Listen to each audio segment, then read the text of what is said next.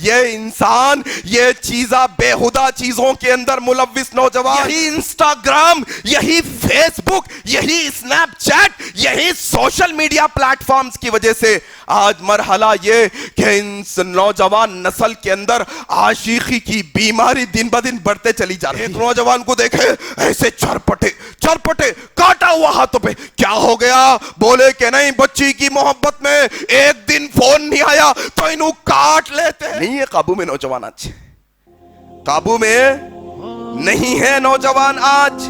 آج یہ نوجوان کیا سوشل میڈیا کے اندر مصروف ہے، صبح سے شام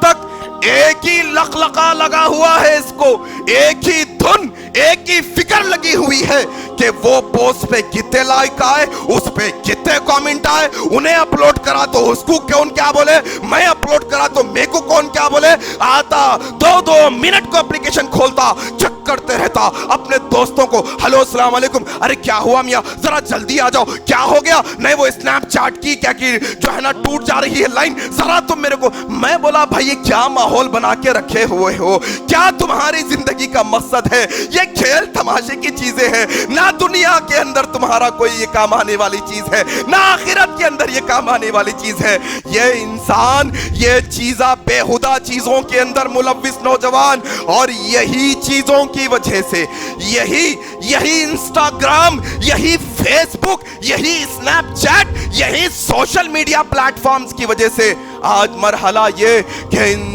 نوجوان نسل کے اندر عاشقی کی بیماری دن بدن بڑھتے چلی جا رہی ہے، دن بدن عاشقی کی بیماری اس کے اندر چلتی۔ ایک نوجوان کو دیکھے ایسے چرپٹے کاٹا ہوا ہاتھوں پہ، کیا ہو گیا؟ بولے کہ نہیں بچی کی محبت میں ایک دن فون نہیں آیا تو انہوں کاٹ لیتے ہیں۔ ارے ذرا خباب بن ارت رضی اللہ تعالیٰ عنہ کو یاد کرو، یہ وہ صحابی ہے جو اپنی جوانی میں محمد رسول اللہ پر ایمان لائے، کافروں نے سلگے ہوئے کولوں پر لٹا دیا، اپنے جسم کو جلوانا گوارا کیا لیکن نبی سے نافرمانی نہیں کی۔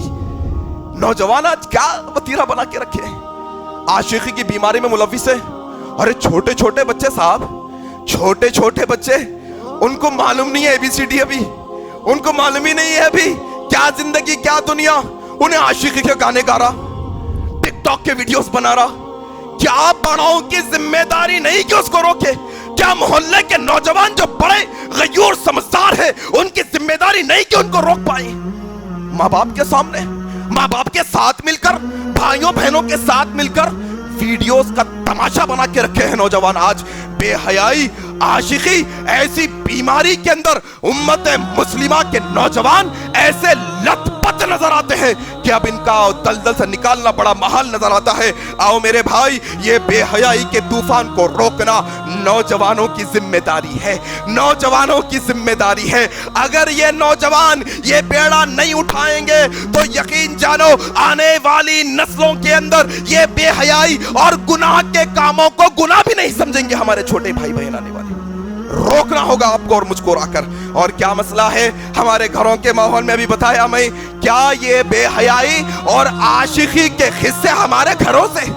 آپ کے میرے گھروں کے اندر شادیاں ہوتی ہیں، عورتوں مردوں کو غلط ملت کیا جاتا ہے، منجوں کے سانچوں کے نام، سانچکوں کے نام پر، منجوں کے نام پر، جماگیوں کے نام پر، رسموں کے نام پر کیا ہوتا ہے؟ نوجوان لڑکے لڑکیاں ایک ہی جگہ جمع ہے، یہاں سے وہاں وہ نظر پڑتی ہے، پھر یہاں سے بے حیائی کے کارنامے شروع ہو جاتے ہیں۔ جب مسئلہ پانی سر سے اونچا ہو جاتا ہے تو جب مولوی صاحب کے پاس بھاگ کے آتے ہیں، نہیں، یہ بے حیائی کے سارے کاموں کو ہمارے گھروں سے روکنا ہوگا۔ رب اشرح لی صدری ویسر لی امری واحلل عقدۃ من لسانی یفقهوا قولی۔ رب اشرح لی صدری ویسر لی امری واحلل عقدۃ من لسانی یفقهوا قولی۔